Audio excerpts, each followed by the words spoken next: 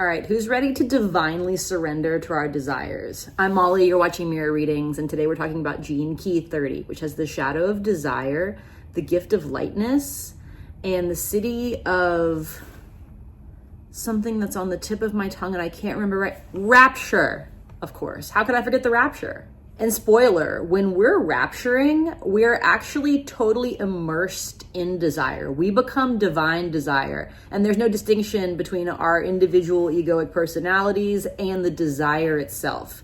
Desire is the call to adventure on the hero's journey. It's not inherently a bad thing, but it's when we totally externalize our desires or repress them internally that we get in trouble.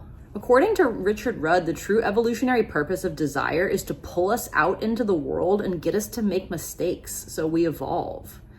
If we don't have that call to adventure, most of us just stay in our comfort zone and kind of loop around.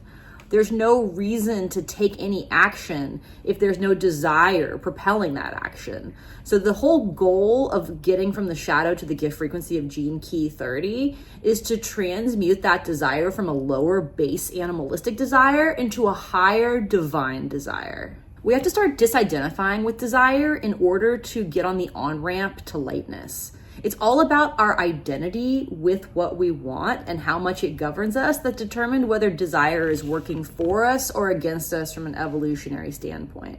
Because of course, we don't want to learn by making mistakes. Yes, we do learn by making mistakes, but preferably we'd be able to be proactive about our learning and not have to fall on our face every time we need to evolve. You know what I mean? So consciously disidentifying with our desires, just looking at them as if they might not be our own.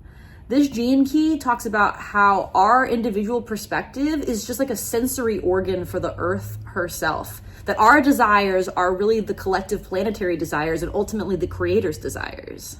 There's a deep pessimism in this shadow that tells us that our desires are to be feared because they can never totally be fulfilled. In a reactive state, it makes us flippant, like we just act like we don't give a fuck. In a repressed state, this shadow is overly serious. Just taking a moment to poke a little bit of fun of ourselves for our desires, just making a practice of not taking those desires so seriously, it's so good for us. We automatically lighten up. And that's what the gift of lightness is all about. In this gift of lightness, we're able to totally give ourselves to our desires, but also not lose ourselves in them. It's a bit of a paradox, right? But we're nowhere near the truth of the human experience until we get to paradox, just to make that clear.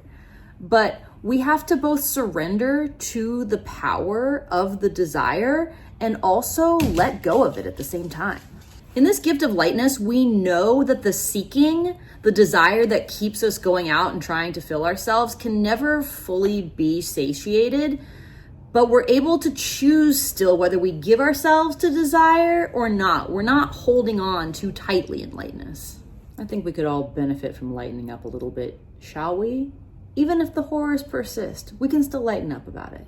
And finally, the city of Rapture. This is a state of divine ecstasy that comes from desire becoming the will of the creator. As our lower animalistic desire turns over to our higher divine desire, we're totally ecstatic about doing the will of the creator. Like when we come down into form, our consciousness is like, what the fuck? Because it is so dense down here.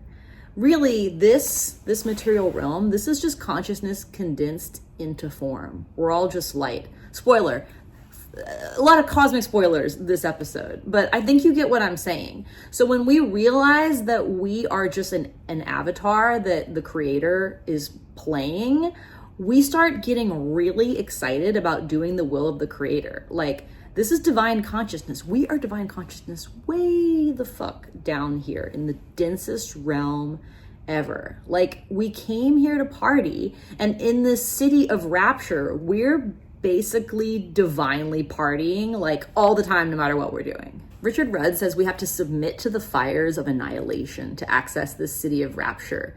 And what he means by that is that all of our lower desires and even our identification with our ego and our desires have to be annihilated in order for us to become a pure vessel for the Creator's energy to flow through. And once our desires are merged with evolution's desires, our vibes become contagious. Like, we're the most popular person in the room because there's so much light coming from us.